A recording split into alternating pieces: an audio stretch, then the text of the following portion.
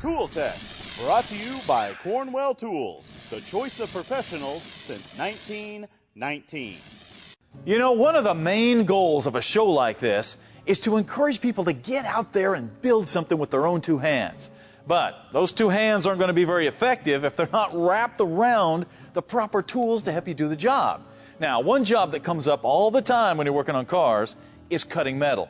Now, obviously, there's a lot of different ways to do that, but one tool I get asked about all the time is a plasma cutter. So that's what we're going to take a look at today. Now, in the past, we've looked at all kinds of tools that'll cut metal. Bandsaws, sawzalls, jigsaws, shears, and they're all good tools. But a plasma cutter is a whole different animal than these conventional cutting tools, and it'll do things that these can only dream of. So, do you need one? Well, let's take a look. The first thing you're going to notice about a modern plasma cutter is the size. I mean, these things are tiny compared to what they were just a couple years ago.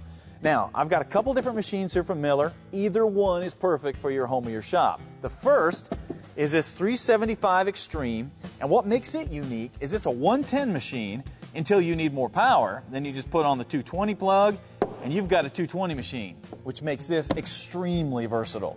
Now, this machine here looks the same, but no, this is the 625, and as you can see, it is a straight-ahead 220 machine. Now, I know some of you guys are looking at this going, oh, come on, man, these phony little machines, they look like lunch boxes. They ain't going to cut anything. You need to think again. This will cut up to 3/8-inch steel. This will cut up to 5/8-inch steel. Yeah, these things ain't messing around. Here's how they do it. The plasma cutter strikes a pinpoint arc that melts the metal in a very concentrated area.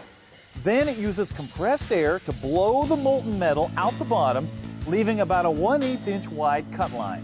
Since the arc comes from the end of a handheld torch, it's extremely mobile and maneuverable, allowing you to make incredibly precise cuts, or trim excess metal in places in ways that you could never do with a saw or a grinder. Another cool thing about these modern plasma cutters is they're so portable. I mean, just put them in a box, take them pretty much wherever you want to go. And they're affordable. That's a big thing because it hasn't always been that way. No matter what your budget is, Miller has probably got a plasma cutter to fit it. Now, if you are never going to cut metal, never going to do any of that kind of stuff, you don't need a plasma cutter. But if you're going to cut metal from time to time, at home, at the shop, work, the garage, farm, whatever, a plasma cutter is one of those tools that will help you do it yourself.